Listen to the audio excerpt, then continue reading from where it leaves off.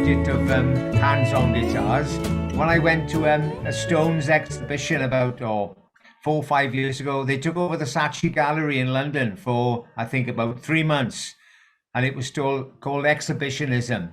And it was a cracking exhibition. It was 2 floors, about 15 different sections to it. Everything from early footage to all their wardrobe, all their instruments, a little mini recording studio where you could go in and change the mix on a particular song. It was great. But there was one thing called live on stage. You went through a pair, only about 10 people at a time. You went up to this big pair of black doors. It said silence, stage, like as if you were going in on stage. And you put a pair of 3D glasses on. And you went into this room, and it's in blackness, total blackness. The door's shut behind you. And then the music kicks in, and you can feel it on your chest. And at the same time, the visual side of it. And all of a sudden, via this 3D thing, you're standing on stage with the Stones, looking out over this massive audience. Brilliant. Oh, what an experience. It was like, I looked to my side and there's Keith Richards standing right next to me. It's just incredible. It's just unreal. So on the approach to going on stage, were all the amps and the flight cases and all the guitars lined up, as if going on stage. And there was Keith Richards' Telecaster. It's a maple one, it's a popular shade. It's like a wood finish with a slight butterscotch. That was it. And he plays it all the time. And I leaned over, and there were lines you're supposed to walk between, not go either side. So I had a quick scan around who's looking, leaned over and grabbed the neck, So I thought, I've touched that guitar. So every time I see footage of him playing it, I thought, I've had that guitar in my hand. Yeah. True story.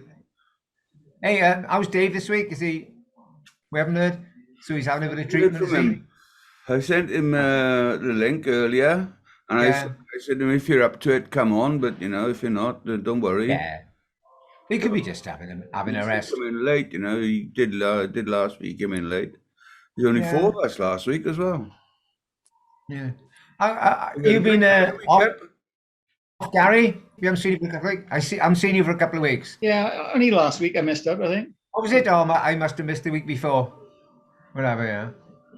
I can't think what I was doing last week. Yeah. That's the trouble now, isn't it? None of us can remember what we were doing a week ago. I'll tell you one thing. I'm not sure if anybody can remember. A post came up on the Swansea history site run by Ronald Studden. He's got access to loads of pictures. You explained how he got them. But among the site was a shot looking past the dairy car park with the Alamo dead ahead, and people making comments then of, oh yeah, the Alamo and this, that and the other, and right down the side going up Newton Road. There were 2 things caught my eye. One was the fact that there was a designated lane of traffic for going straight ahead, and another one for turning right up Newton Road, which there isn't now. But I can see today it's like a little stripe bit which keeps it clear. But the other thing was somebody had said, oh, remember on the first floor above the Alamo used to be a cafe with a jukebox in it run by a guy called Ron. And I thought, and they said he wasn't sure if it was the same Ron as used to run Ron's Rendezvous in Rotherslade. Now, that's more likely a bit before all your times. But before they knocked it down, and going back to when I was maybe between the ages of 10 and 15, on the first floor of the Rotherslade building used to be a cafe, a cafeteria. And in about the late 50s, very early 60s, it used to be, it ran as a beach cafe, but one half of it had loads of kind of beatnik style jazz paintings on the wall, graffiti being done by art college students. And it used to be popularized by the beatniks and the bikers, separate times. And so that was, and it was called Ron's Rendezvous. And it used to be an end of the line for, I remember the biker thing in the night, and I think it must have been a bit student beatniky, but I would only been about 12 at the time. So this guy said that the cafe above the Alamo was run by somebody called Ron, and the only Ron I remember apart from that name was Debbie Reed's dad. He's a Londoner. He used to rock, Paul, you'd remember him rocking and rolling with his wife down the Langland Bay. And he used to run the leather shop in Oxford Street. Right, yeah. And he had the first curry house in Swansea, didn't he? Yeah, and so, but he had it, but before, he used to run the chip shop where Clavelli's used to be. Well, the building is still there now. He used to run it because when I used to go to the Saturday night youth club in Ostream Hall, back in about sort of, 60, 62, 63, we always, the highlight of our night, we go from there, from the Threepenny Club, across the road to his chip shop. And we go in there late at night. We must have got in there at about 9:30, and stayed until 10:30. Risky. Yeah. Hey, talking about that, hey, Kipper, can you remember the Cozy Cabin? We used to go down for curry and chips there. Rings a bell. Yeah. Wasn't there? Yeah. But wasn't there a Ron who owned that? Cozy I Cabin. think When was. that? Yeah, names. Yeah, that seems familiar. Ron, his name was as well. I think it was. Cozy Cabin. It's not far away from where Dick Barton's is. Oh, No, it wasn't. It wasn't. It was down by before you get to the Mermaid on the right. That's right. Yeah. Sorry. Outside. Well, same area, sort of thing. Opposite the park. Yeah, opposite the park. Yeah. Yeah, but this place was, he said, the first floor, like upstairs from where the Alamo, when the Alamo was there.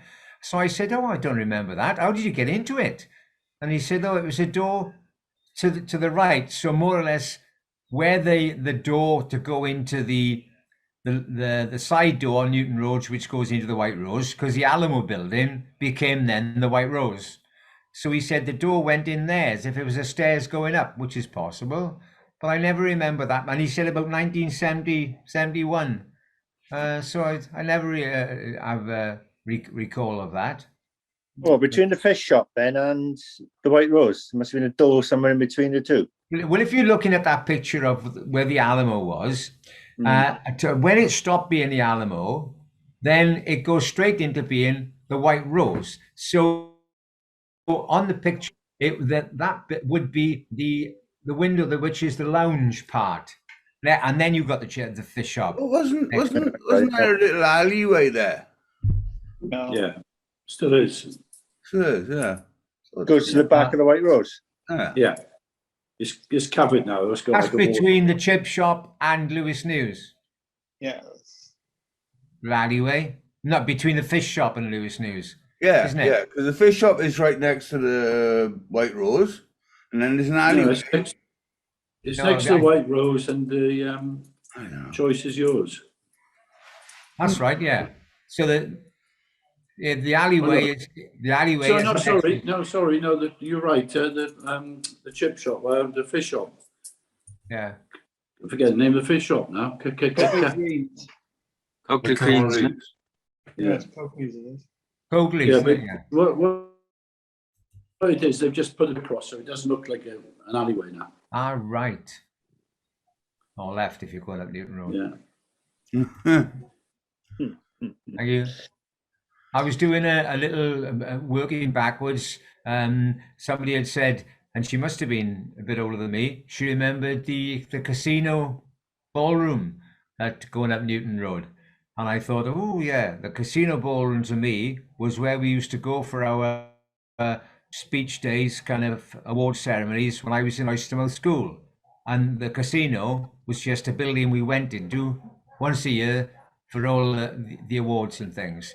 And I said, oh yeah. And it later became, so I then went through everything working backwards from now Cafe Play and Bentley's and Howard's and Nuts. And I was trying to remember between Nuts and the Showboat, I thought, what was it called then?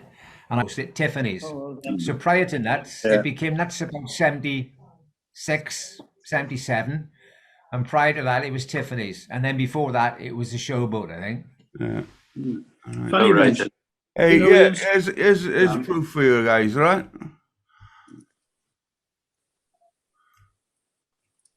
There we are. Choice is yours. Alleyway. That's right. Shop. Yeah, that's what I said. And Alleyway between the fish shop and the choice is yours. Yeah, there's the alleyway. Yes. okay. So on that corner, if you stop it there now, so the Alamo occupies there, wasn't it? where that A board is from there right around. That's the Alamo. So he reckoned that there was a doorway which would have been exactly just where that A board is. On the right hand side is the door going into the right hand bit, which used to be the kind of the men's bar. That's the and men's then the bar, doorway and on the left. The doorway on the left. This one, goes yeah. through- yeah.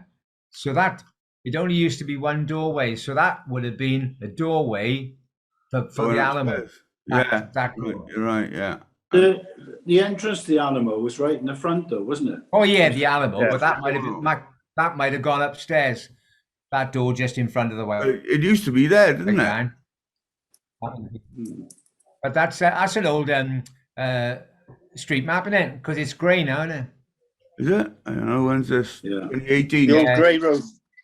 Yeah, it looks totally non-Tudor now. Yeah. And It's a lot it's still quieter. called a white. It's still called a white rose, and there's no white rose on it anywhere. Yeah, and wasn't it in there that is it Johnny Hutton's partner worked? Or was it who worked in there? Everybody. Nadine. Nadine. That's Nadine right. is Pete Rose. Yeah. Pete Rose's wife. Oh, Pete Rowe, right. Yeah. That was, Nadine worked in the Rose. Because Martine worked up in the Langland Court, I think. All right. That's right. Yeah. Yeah. I remember now. Oh, I Did remember. Martine have kind of reddish hair? No, that's Nadine. Nadine, Yes, Pete Rose's wife, yeah. had reddish hair and had hair. Yeah. Right, Nadine and Martine. I'm trying to place them. Pete Rose. You can say ginger. Oh, there we are. Yeah, There- No, I she say wasn't that. ginger. Oh, I said red. Nadine was French, okay? Yeah, I know. Martine was French. But Nadine That's right. had long dark hair, but she hennaed it to make it look reddish. Oh, Yeah, that's right. And a red tint in dark hair, you know? That's what I remember. Yeah. That's the girl I remember. Yeah, it's typical. It is very French, you know. To have the Yeah, I henna remember. hair. Yeah. Vous avez le henna dans le air. In the air, without the edge. Yeah. That's a bit surreal, isn't it? Con trying to do a French accent. Hello. What have we got well, over here by there now well. then, isn't it? There's a program on the box right now. I sometimes watch it, and it's an actress from way back. What's that vet program? James Harriet, whatever. Concrete is very small. That the actress used to play his wife, but she's been living for years now in France, and there's a program running now called A Year in Provence, and Oh, it's that's all great. about. That's a great book. Have you read the book? No, and it's not the male. It's not the male one, but there's another book. Called, Water, is it? no, there was another book. I was about to make a trip to Marrakesh, and I saw this book on the shelves, A Year in Marrakesh. I thought, and it was by a guy called Peter Mayle or something. I thought, oh, Peter great. Mayle. Picked it up. It's totally it's a different Peter Mayle. So it was A Year in Marrakesh, but it was a totally different writer. Good book, though, because it was really, it puts you in frame of mind, because Marrakesh is a real time warp. No, You yeah. get off the plane and you swear you're back in Jesus land, you know? all the Jabalas and, you know, and everywhere, and running down the alleyways. And they were calling me Alibaba every time I walked past. Alibaba. They wanted to sell me something, you know, as they do. That's one place I've never been, Morocco. I've never been. Oh, anywhere. That's great. Lovely, great experience, you know. Fantastic. And the square, what's it, Gemma Delfna? I know. That's another, in the day, it's a total marketplace, where there's about 80, 100 stalls, and all these stalls, And the rest. they don't exist. They just get wheeled in. And can you imagine a sort of a 6 foot by 8 foot trolley? They wheel this trolley in, it opens up, it becomes an emporium. And they sell all sort of fruit, vegetables, all sorts of stuff. And almost by the clock, at about 5 or 6 o'clock, they all totally disappear. And another batch of trolleys come in.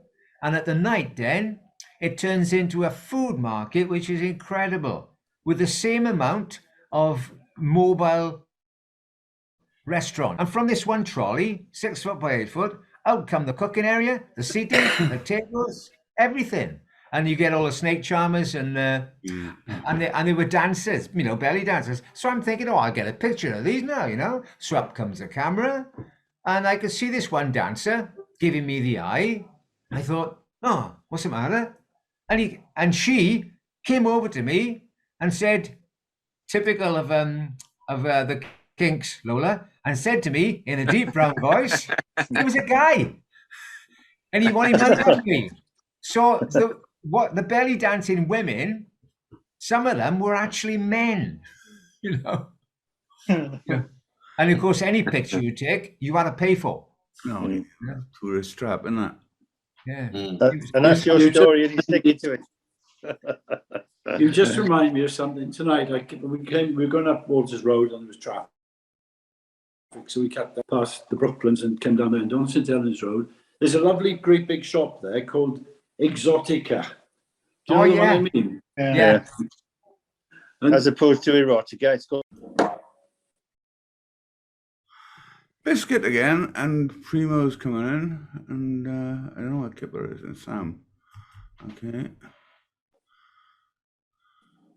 And Kipper. Bloody hell.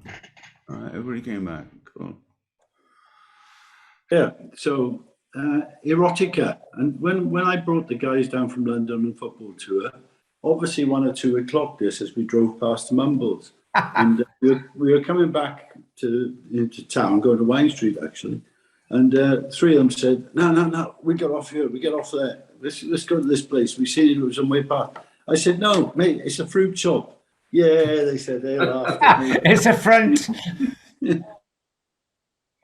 So we got off and we didn't see them there for 3 hours. So what they did, being between there and all, but it's a very misleading name, isn't it?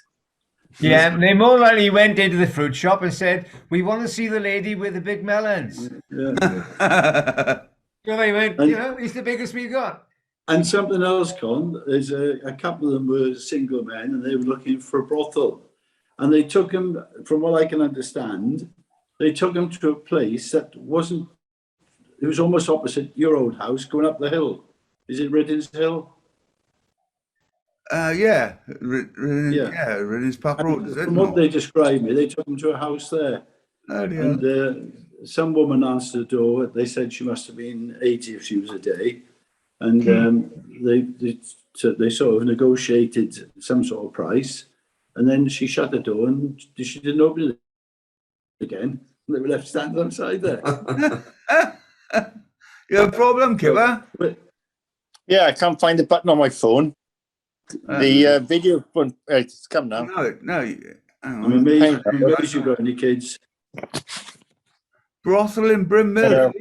God, I didn't know that. Yeah, they come there. Apparently there was one in Fleet Street for years when we were so young. I never heard about it till recently. But we never needed brothels, did we? We had the West Cross Country Club. No, that's true. Yeah. God, I just had a deja vu moment here. Oh, look out. When I was quite young, I must have been about 9. I'm going up the Males Road, just as you come to the brow of the hill where the Vets is on the left, St. James's Vets. I remember there was a long stone wall there. I'm not sure if it's still there, but there was a wooden doorway, just going into.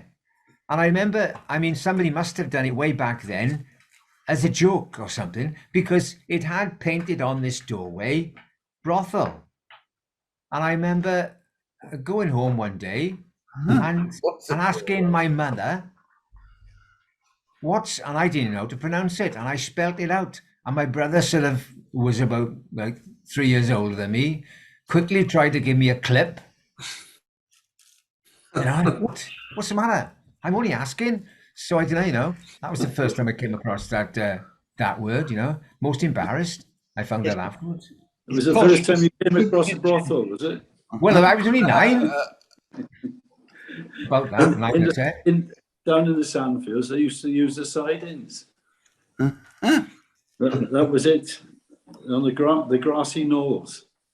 And the bunkers. I don't know if you were with me, Biscuit. One of you must have been with me, and we used to see people at the bottom, and we were on the railway track, and we used to throw stones at them. Yeah. Hey, looking at your backdrop there, Con, now. Yeah. I was down Langland the one day